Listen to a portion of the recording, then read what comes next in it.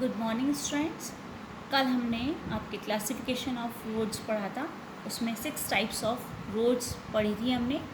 उसमें से आपके गोल्डन क्वाड्रिलेटरल हो गया था, national highways, state highways, district roads और अदर रोड्स हमने पढ़ ली थी। ठीक है, आज हम पढ़ेंगे बॉर्डर रोड्स।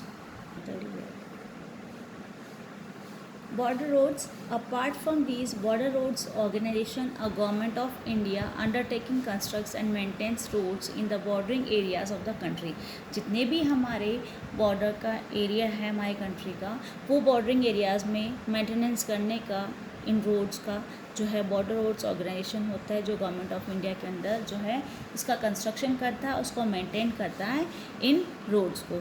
ये जो ऑर्गेनाइजेशन है आपके, वो 1960 में इस्टेब्लिश हुआ, इसकी स्थापना हुई थी for the development of the roads of strategic importance in the northern and north eastern border areas. जो आपके सुरक्षा के रूप में देखते हुए आपके जितने भी ये नॉर्थ साइड में और नॉर्थ ईस्टर्न बॉर्डर एरियाज है, वहाँ पे सिक्योरिटी को देखते हुए ये डेवलपमेंट करने के लिए इन रोड्स का ये जो है इसका इस्टेब्लिशमेंट हुआ था इस संस्था का। ठीक है, these roads have improved accessibility in areas of difficult terrain and have help in the economic development of these areas. इन एरियाज़ में जो बॉर्डर पे है उन एरियाज़ में इकोनॉमिकल डेवलपमेंट जो है बढ़ाने के लिए, उसको हेल्प करने के लिए, और क्योंकि यहाँ पे जो ये रोड्स है वो एक्सेसिबल बन जाए, इसके लिए इसके इम्प्रूवमेंट करने के लिए, इसको यूटिलाइज़ करने के लिए, क्योंकि टेरेन एरियाज़ हैं, आपको पता है बहुत डिफ़िकल्ट एरिया है जहाँ पे पहुँच नहीं पाता है, तो ये डिफ़िकल्ट है।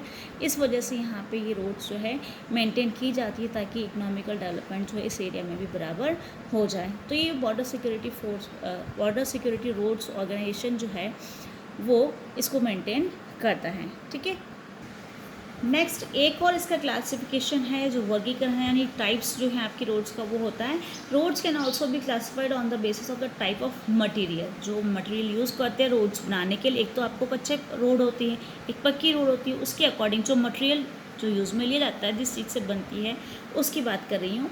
तो उसमें क्लासिफिकेशन देखिए तो वो मटेरियल के आधार पे है, जैसे they construction such as metalled and unmetalled roads. तो 2 कैटेगरीज हो गई, मेटल्ड और अनमेटल्ड रोड्स। मेटल रोड्स वो होती हैं जो सीमेंट, कंक्रीट इससे बनी होती है या बिटुमेन कोल से बनी होती है।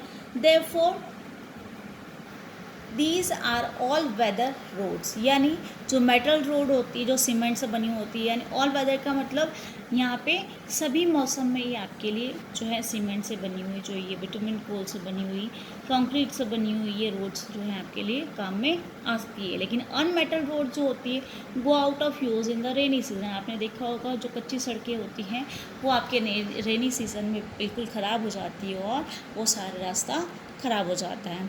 इस वजह से हम कहते हैं कि मेटल रोड आपके लिए जो है बेटर होती है अनमेटल रोड से। तो ये टाइप्स आपने पढ़ लिए। अब हम रोड्स की डेंसिटी पढ़ेंगे, कहाँ कहाँ पे कितने एलोकेशन के आधार पे आपके अलग अलग एरियाज़ पे डिपेंड करता है। The length of the road पर 1000 स्क्वायर किलोमीटर जो है आपका वो डेंसिटी कहलाती है रोड्स की। Distribution of road is not uniform in the country. मैंने आपको अभी बताया सभी, अगर हम इंडिया में देखें तो यूनिफॉर्मिटी नहीं है, कहीं पे ज़्यादा कहीं पे कम देखेंगे हम।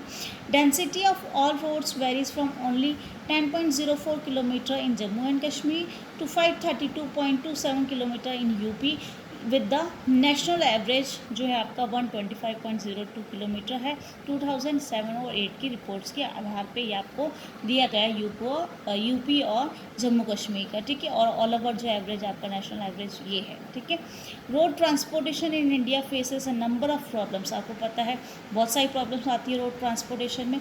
Keeping in view the volume of traffic and passengers the road network is inadequate. आपको पता है पैसेंजर्स बहुत ज़्यादा है, ट्रैफिक भी बहुत ज़्यादा है, इसके हिसाब से आपका रोड नेटवर्क जो है वो सफिशिएंट आपके लिए एजुकेट नहीं है। ठीक है, अब about half of the roads are unmetalled and this limits their uses during the rainy season. जब बारिश के मौसम में जो अनमेटल्ड रोड्स होती है हाफ से भी ज़्यादा, वो उसकी वजह से ये लिमिट हो जाती है कि आप यूज़ नहीं कर पाते हैं रेनी सीजन में। National highways are inadequate too, आपके नेशनल हाईवे है वो भी नहीं है यूटिलाइज़ करने के लिए सफिशेंट रूप में। Moreover the roadways are highly congested in cities. आपने देखा होगा रोडवेज़ जो है आपके सिटीज़ में बहुत कंजेस्टेड है, बहुत सकड़े हैं। And most of the bridges and culverts are old and narrow. आपने देखा होगा जो ब्रिज जो बने हुए हैं वो आपके बहुत छोटे हैं, ठीक है, छोटे भी हैं और सकड़े भी हैं। In recent years fast development of road network has taken place in different parts of the country. लेकिन फिर भी हम देखें तो कुछ जो ईयर्स है उसमें फास्ट डेवलपमेंट हुआ आपके रोड नेटवर्क में, जिसमें आपके आप देख रहे हैं हाईवेज़ जो है वो 6 लेन 4 लेन्स ये सब चीज़ें आपके मेंटेन की जा रही है। ये इसी को ध्यान में रखते हुए कि आपके पैसेंजर्स और जो नेटवर्क है वो आपका ट्रैफिक है इतना सारा, इस वजह से ये रोड की जो है सब चीज़ें बढ़ाने की कोशिश की जा रही है डेंसिटी, ताकि जो है ये सब बराबर हो जाए, कहीं भी डिफ़िकल्टी नहीं हो और आपके रोड नेटवर्क जो है सफिशेंटली जो है सबको अवेलेबल हो जाए। नेक्स्ट आपके आता है रेलवेज़। हम ट्रांसपोर्टेशन की बात कर रहे थे तो हमने टाइप्स ऑफ रोड्स पढ़ी, ठीक है। अब हम रेलवेज़ के बारे में पढ़ेंगे। रेलवेज़ कैसे आपके लिए जो ट्रांसपोर्टेशन में अपना योगदान देता है। Railways are the principal mode of transportation for freight and passengers in India. Railways आपके लिए सबसे मुख्य है ट्रांसपोर्टेशन का, जिसमें आपके जो मालगाड़ी वगैरह होती है, पैसेंजर गाड़ी, वो आपके लिए जो है इंपॉर्टेंट होती है ट्रांसपोर्टेशन के। तो railways also make it possible to conduct multifarious activities like business, sightseeing, pilgrimage along with transportation of goods over longer distances. आपने देखा होगा रेलवेज आपके सामान भी लेकर के जाती है, पैसेंजर्स भी जाती है, साइट सीइंग के लिए भी जाते हैं, जो आपके लोग आते हैं यहाँ पे पिलग्रिमेज, वो भी उसके लिए भी फ़ायदा रहता है कि वो लोग जाते हैं वहाँ पे और दर्शन करने के लिए। और दूसरी बात, जो आपके टूरिस्ट आते हैं वो लोग भी आते हैं इन सभी जगहों पे घूमने के लिए। Apart from an important means of transport, the Indian railways have been a great integrating force for more than 150 years. ये आपको रेलवेज जो है आपस में जोड़ती भी है एकता बनाए रखने के लिए। Railways in India bind the economic life of the country as well as accelerate the development of the industry and agriculture. आपको पता है क्योंकि ये आपको बाइंड करती है इकोनॉमिकल डेवलपमेंट को आगे बढ़ने के लिए, और वो जो डेवलपमेंट किस तरीके से होगा, जब जो भी आपका इंडस्ट्रीज़ और एग्रीकल्चर का जो भी चीज़ है वो सब चीज़ें एक जगह से दूसरी जगह ले जाना, रॉ मटेरियल सब चीज़ें जो है उसमें यूटिलाइज हम लोग इस रेलवे का करते हैं। तो ये हमारे डेवलपमेंट में अपना योगदान देती है। कौन? Railways. The Indian railway have a network of 7,133 stations आपके हैं, spread over a route length 64,460 kilometres के। अगर हम देखें तो फ्लीट जो है आपके 9,213 दे रखा है, लोकोमोटिव्स इतने दे रखे हैं, व्हीकल्स आपके पैसेंजर सर्विस व्हीकल्स इतने दे, ये आपको जो है वैगन्स के बारे में दे रखा है, जो कि मार्च 2011 की रिपोर्ट्स के आधार पर ही दिया गया, कितने वैगन्स है, कितने व्हीकल्स है और कितने लोकोमोटिव्स है, ये लेंथ आपको दे रखी है। तो ये इंपॉर्टेंस है आपके रेलवेज़ की, जो आपको इकोनॉमिकल डेवलपमेंट और इंडस्ट्रियल सबको अपना जो है आउटपुट देती है, अपना योगदान देती है। नेक्स्ट हम इसमें पढ़ेंगे जो डिस्ट्रीब्यूशन पैटर्न है आपके रेलवेज नेटवर्क का in the country has been largely influenced by physiographic, economic and administrative factors. आपके जो जो रेलवेज़ का डिस्ट्रीब्यूशन है वो उसके लिए ये फैक्टर्स रेस्पॉन्सिबल है, जो नेटवर्क है हमारे यहाँ पे, क्योंकि सभी जगहों पे हमारा जो फिजियोग्राफिक जो डिविजन्स है वो सब जगह सेम नहीं, इकोनॉमिकल कंडीशन भी और एडमिनिस्ट्रेटिव फैक्टर्स हैं आपके, जो कि हर एक स्टेट की जो है अलग अलग होती है। ये फैक्टर्स है जो रेस्पॉन्सिबल होते हैं हर जगह रेलवे नेटवर्क क्यों कम ज़्यादा होता है उस वजह से। नदर्न प्लेन्स की अगर हम बात करें, ये आपके फिजियोग्राफिक डिवीज़न आपने ज्योग्राफी में ऑलरेडी पढ़ चुके हैं आप 9th क्लास में। Northern plains with their vast level land, high population density and rich agricultural resources provided the most favorable condition for their growth। इसके लिए आपके नदर्न प्लेन्स जो है बहुत एग्रीकल्चर रिसोर्सेज, इसके लिए आपको ये फेवरेबल कंडीशन है यहाँ पे ग्रोथ होने की। However, large number of rivers requiring construction of bridges across their wide beds pose some obstacles।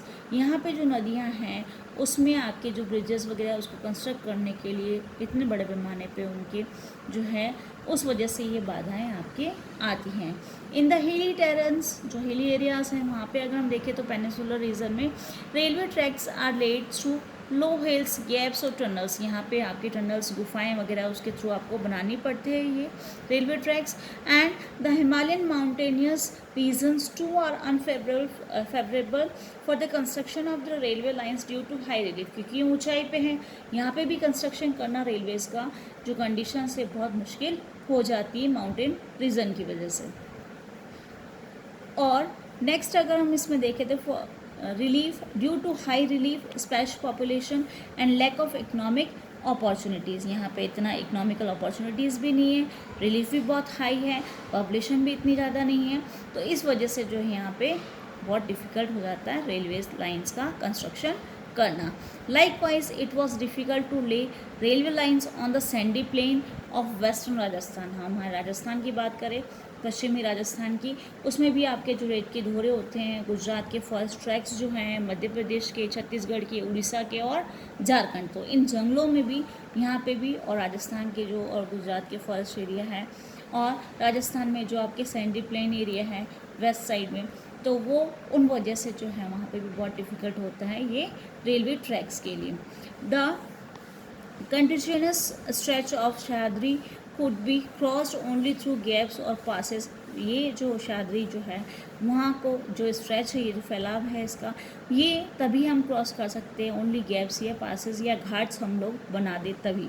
In recent times the development of the Konkan railway along the west coast has facilitated the movement of passengers and goods in this most important economic region of India।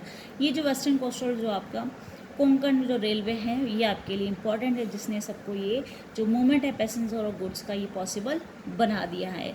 और it has also faced a number of problems such as sinking of tracks in some stretches and landslides. आपने देखा होगा जब landslides या भूस्खलन हो जाता है या ट्रैक्स सिंक हो जाते हैं तब भी ये प्रॉब्लम आती है। आपने देखा होगा सर्दी में भी और गर्मियों में उन ट्रैक्स में जो मूवमेंट है या लैंडस्लाइड्स है उसकी वजह से भी जो भूस्खलन होता है वो ट्रैक्स जो है ख़राब हो जाते हैं, अपनी जगह से जो है हट जाते हैं, कुछ ना कुछ प्रॉब्लम्स आपके आती रहती है। तो ये बहुत मुश्किलें हैं आपकी ऑल ओवर जो आपके फ़िज़िकल जो डिवीज़न है उसके अकॉर्डिंग, चाहे आप माउंटेन वाले रीजन्स देख लीजिए या आपके सैंडी रीजन्स देख लीजिए या प्लेन एरियाज़ देख लीजिए, सभी जगहों पे आपके रेलवे जो है अपना पॉसिबिलिटी जितनी होती है वो करती है, लेकिन ये फेवरेबल कंडीशन नहीं होने की वजह से जो है इनको डिफ़िकल्टीज़ या प्रॉब्लम का फेस करना पड़ता है।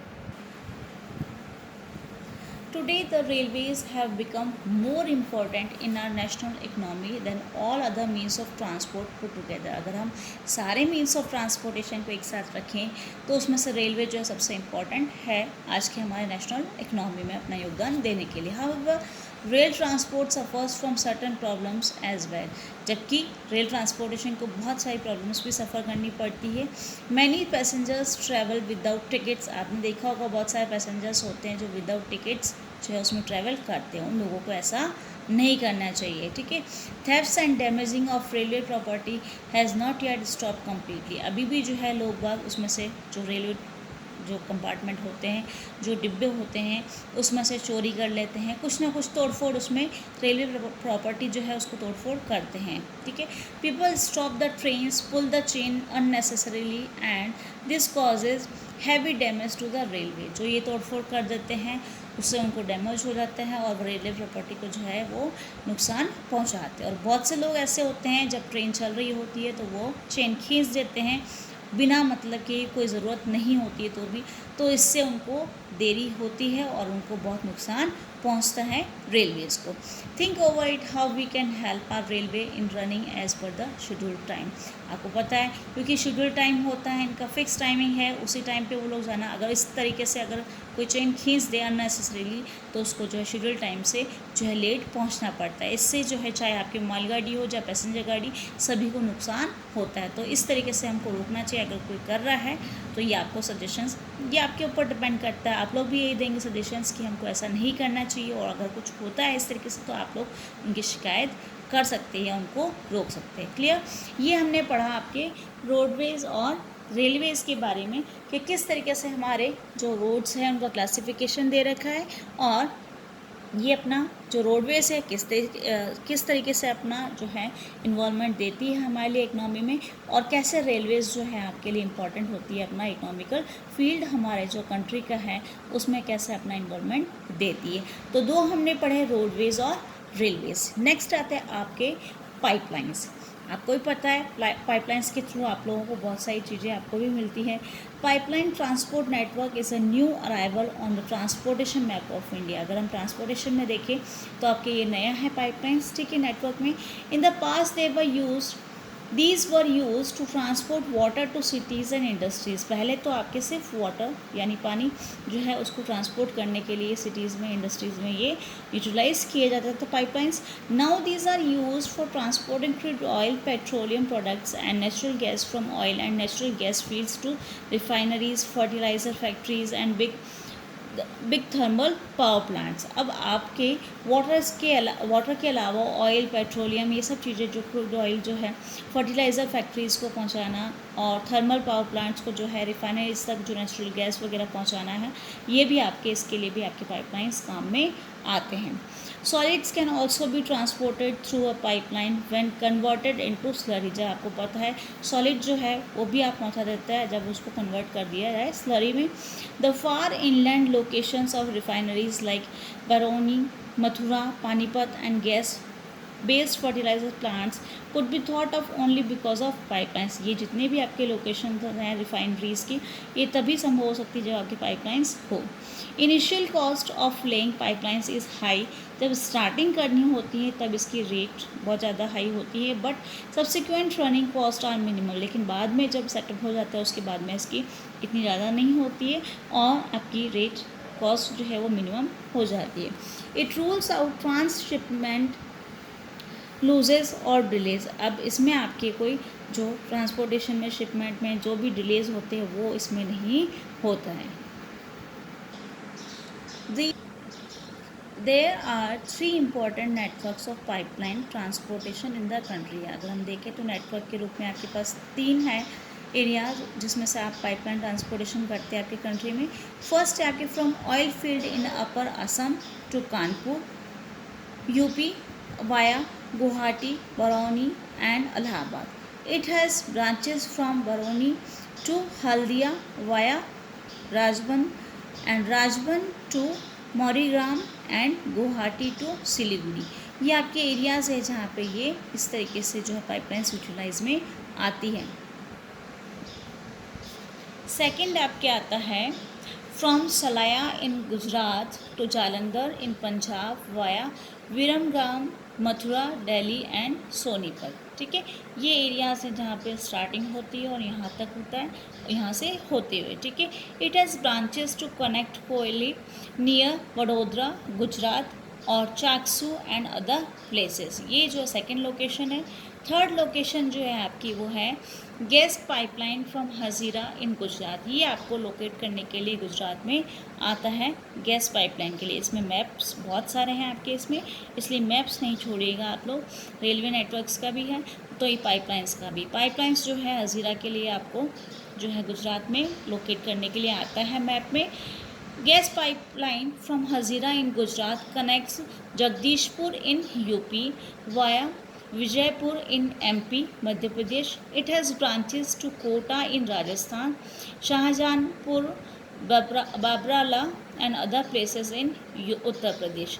तो ये एरियाज़ हैं जहाँ पे आपके ये ऑयल फील्ड्स के थ्रू और ये जो पाइपलाइंस है उसके थ्रू अलग अलग एरियाज से हम पाइपलाइंस के थ्रू जो है जो भी मटेरियल्स होता है, चाहे आपके रिफाइनरीज़ में या इंडस्ट्रीज़ में, जहाँ पे भी आपको कुछ पहुँचाना है वो किसी भी रूप में आपके ये, चाहे आपके क्रूड ऑयल हो या और मटेरियल हो, वो आपको पहुँचाना है तो ये पाइपलाइंस आपको ये 3 जो लोकेशंस आपको दे रखी हैं वो अलग अलग रूप में अलग अलग स्टेट्स तक आपके पहुँचाई जाती है।